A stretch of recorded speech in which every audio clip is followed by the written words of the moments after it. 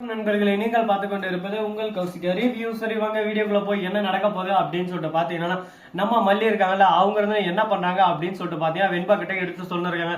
இதோ பார் வெண்பா, இதுக்கு மேல நீ எந்த ஒரு ரிஸ்க்கும் எடுக்காத, தேவையில்லாம ரிஸ்க் எடுக்கிறது நாமளே ஒரு பக்கம் பிரச்சனை மாட்டேமோ போல இருக்கு. அதனால இனிமே எந்த ஒரு பிரச்சனை வேணாம். விஜய்க்கு தெரிஞ்ச தேவையில்லாத ஒரு பக்கம் அசம்பாவிதம் நடக்கும். அது மட்டும் இல்லாம பிரச்சனை மேல பிரச்சனை நடக்கும்.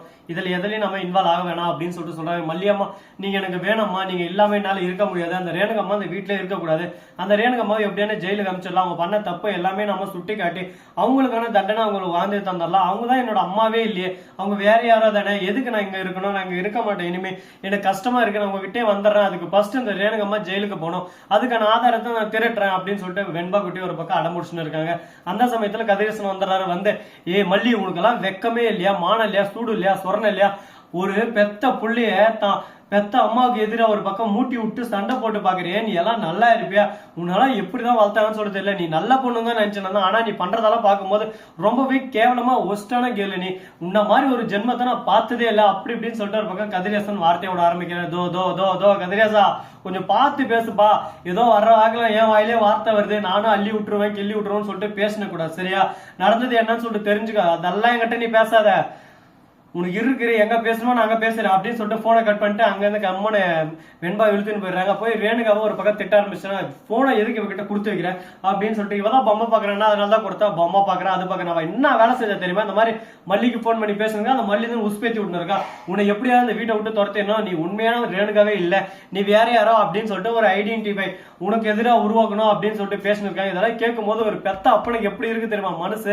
அப்படியே சும்மா ரணா ரணா ரணா மாதிரி பொங்கி எழுது அப்படியே எரிமலை மாதிரி ஒரு பக்கம் குமிழ்னு ஒரு பக்கம் வெடிச்சிடும். அந்த சமயத்துல யாராலும் நான் சும்மா விட மாட்டேன், நான் உண்மையாதான் சொல்லுவேன், என்னைக்கு நான் போய் சொல்ல மாட்டேன். யாரானா இருக்கட்டும், எல்லாரும் ஒரு பக்கம் தாடுற மாதிரி தட்டையா கிளப்பிட்டு போயிட்டே இருந்துருவோம். பாத்துக்க, எனக்கு இப்பயே ஒரு அப்பனா கோவம் அப்படியே சும்மா எந்த அளவுக்கு வருதுன்னு எஃபெக்ட் பண்ண முடியல, அந்த அளவுக்கு ஒரு பக்கம் கோவம் வந்துகிட்டு இருக்கு. எதுவுமே புரிஞ்சுக்காம ஒரு பக்கம் முட்டாள்தனமா பண்ணிட்டு இருக்கீங்க, எல்லாம் ஒரு லிமிட் தான் பாத்துக்க அப்படின்னு சொல்லிட்டு ஒரு பக்கம் கதிரேசன் பேசிட்டு அங்கிருந்து போயிடுறாரு. உடனே நம்ம ரேணுகா வந்து அப்படியே நம்ம விஜய்க்கு போன் பண்ணி, விஜய் நான் இனிமே இந்த உலகத்துல இருக்கிறதுல நான் எங்கேயாச்சும் போயிடுறேன், எதுக்கு என்ன வீட்டுக்கு கூட்டு வந்து வீட்டுக்கு கூட்டு வந்து தான் பொண்ணே தனக்கு எதிராக இருக்கிற மாதிரி அந்த மல்லி பண்ணிட்டு இருக்கா, இது எதுவுமே நீ கேட்க மாட்டேன்ற, உனக்கு உன் மல்லி உன் சந்தோஷம் எல்லாமே இருக்கணும். நான் ஏதோ ஃபர்ஸ்ட் வந்தேன் எங்கேயோ போயிட்டேன், என் வாழ்க்கை இதோட போயிருச்சுன்னு என்னை விட்டுட்டு புதுசா வந்தவளை ஏத்துக்கிட்டா வாழ்க்கை கூட ஒரு பக்கம் தட்டிக்கிட்டு போற பத்தியா, இதுதான் எனக்கு ரொம்ப கஷ்டமா இருக்கு. மனசு ஒரு பக்கம் கேட்கல, வேதனையில கூணி குறுகி போய் இருக்கேன் அப்படி இப்படின்னு சொல்லிட்டு டைலாக் எல்லாம் விட ஆரம்பிக்கிறாங்க. யோ யோ யோ நடிக்காதயா கதிரேசா, நீ யாரு என்ன எவர லொட்டு லொசுக்கு எல்லாமே எனக்கு தெரியும். நீ ஒரு விஷயத்த பண்றனா அந்த விஷயத்துல உனக்கு லாபம் இல்லாம நீ எந்த ஒரு விஷயத்தையும் பண்ண மாட்டேன். ஏன்னா நீ எப்படியாப்பட்ட கேப் மாதிரி முள்ள மாதிரின்றது இந்த ஊருக்கே தெரியும். அது மட்டும் இல்லாம நீ இந்த பர்ஃபார்மன்ஸ் பண்றல, அது அந்த இடத்துலயே நீ தோத்துட்ட அப்படின்ற மாதிரி பேசினு இருக்கு. அதே சமயத்துல நிஷா வராங்க. நிஷா வந்து, அப்பா இதுக்கெல்லாம் ஒரே முடிவுதான், இவன் உண்மையான உங்க பொண்ணு தானே, சொத்தை எழுதி வைங்க, சொத்தை ரெண்டா பிரிங்க, பிரிச்சு அக்கா பேர்ல பார்த்து என் பேர்ல பார்த்து எழுதி வச்சிருங்க. அப்பதான் இந்த ஊரு நம்ம உலகம் நம்ம விஜய் நம்புவாரு.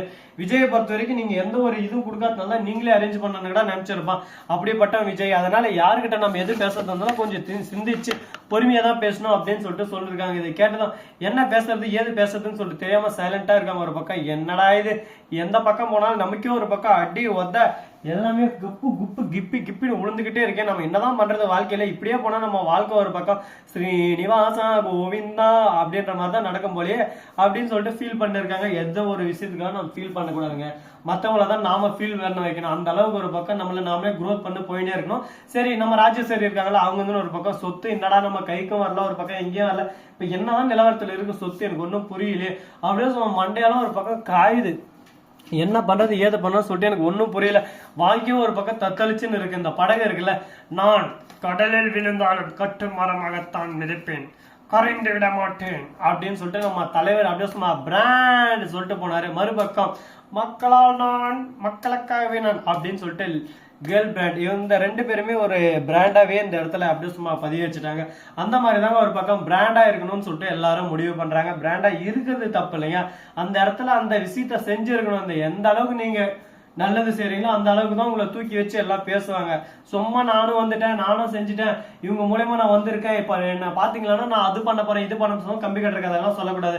டேய், நீ இப்ப சீரியல் ரிவ்யூ தான் பண்ணுங்க, நீ எதுக்கு தேவையில்லாம இந்த வேலைக்கு போற அப்படின்ற மாதிரி ஒரு பக்கம் நிறைய பேர் கேட்பீங்க. ஏன் நானே கடை என்ன கேட்டுப்பேன், என்ன பண்றது, எல்லாம் ஒரு ஆதங்கமா வலிதான் வேதனை தான். இருந்தா 2 இருக்கணும், இல்லைன்னா இல்லைன்னா 1 இருக்கணும் அப்படின்ற மாதிரி தான் கான்செப்ட்ல போயின்னு இருக்கு. பார்ப்போம். அதே போலதான் நம்ம மல்லி இருக்காங்களா, அவங்க வந்து ஒரு பக்கம் ஃபீல் பண்ணி இருக்காங்க. ஐயோ என்னடா இது, இந்த வெண்பாவை நாம ஒரு பக்கம் வழியில கூட்டும் போலான்னு பார்த்தா அந்த வெண்பா ஒரு அவசர கொடுக்கட்ட வேலை செஞ்சு இப்ப அந்த கதிரேசன் கிட்ட வேற மாட்டிச்சு.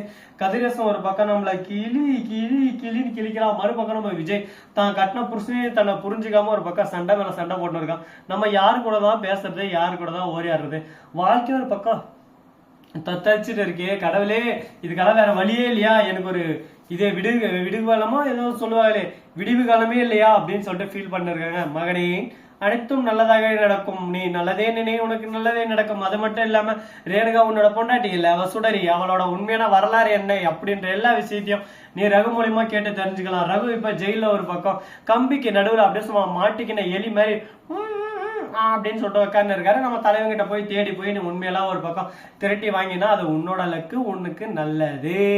ஸோ நண்பர்களே, இந்த வீடியோ உங்களுக்கு பிடிச்சிருந்தா லைக் பண்ணுங்க, கமெண்ட் பண்ணுங்க, ஷேர் பண்ணுங்க, டிங் டிங் பெல்லை தட்டி விட்டு போங்க.